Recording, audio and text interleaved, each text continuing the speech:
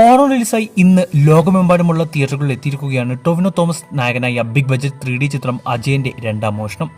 ഏകദേശം 30 കോടി രൂപ ബജറ്റിൽ നവാഗതനായ ജിതിൻ ലാൽ സംവിധാനം ചെയ്ത ചിത്രം പ്രഖ്യാപന നാൾ മുതലേ പ്രേക്ഷകരും ആരാധകരും വളരെ പ്രതീക്ഷയോടെ നോക്കിക്കണ്ട സിനിമ കൂടിയായിരുന്നു. ഇപ്പോഴത്തെ കാത്തിരിപ്പിന് വിരാമം വിട്ടുകൊണ്ട് തിയേറ്ററുകളിൽ എത്തിയ ചിത്രം പ്രേക്ഷകരിൽ നിന്നും നിരൂപകരിൽ നിന്നും ഗംഭീര അഭിപ്രായങ്ങൾ സ്വന്തമാക്കിയിരിക്കുകയാണ്. 3 വ്യത്യസ്ത കാലഘട്ടത്തിലെ കഥ പറയുന്ന ചിത്രത്തിൽ അജയൻ, കുഞ്ഞിക്കേളു, മണിയൻ എന്നീ 3 വ്യത്യസ്ത കഥാപാത്രമായാണ് ടൊവിനോ എത്തിയിരിക്കുന്നത്. മേക്ക് ഓവർ കൊണ്ടും പ്രകടനം കൊണ്ടും ടൊവിനോ ഞെട്ടിച്ച ചിത്രത്തിൽ കൃതി ഷെട്ടി, ഐശ്വര്യ രാജേഷ്, സുരഭി ലക്ഷ്മി എന്നിവരാണ് നായികമാർ. പൂർണ്ണമായും 3Dയിൽ ഒരുക്കിയ ചിത്രം ചില സാങ്കേതിക കാരണങ്ങളാൽ ഇന്ന് 2Dയിലാണ് പ്രദർശിപ്പിച്ചത്. നാളെ മുതൽ ചിത്രം 3Dയിൽ പ്രദർശിപ്പിക്കുന്നതോടെ പ്രേക്ഷകർക്ക് അതൊരു വിഷ്വൽ ട്രീറ്റ് തന്നെയാവും. ലവ്, ആക്ഷൻ, ഫാന്റസി, ത്രില്ലർ തുടങ്ങിയ എല്ലാ ജേണറുകളിലും ഉൾപ്പെടുത്താൻ പറ്റുന്ന ചിത്രം പ്രേക്ഷകർ ഇരു കൈയും നീട്ടി സ്വീകരിച്ചതോടെ ഈ വർഷത്തെ ഓണക്കപ്പ് അജയന്റെ രണ്ടാം മോഷണം ഉറപ്പിച്ചിരിക്കുകയാണ്.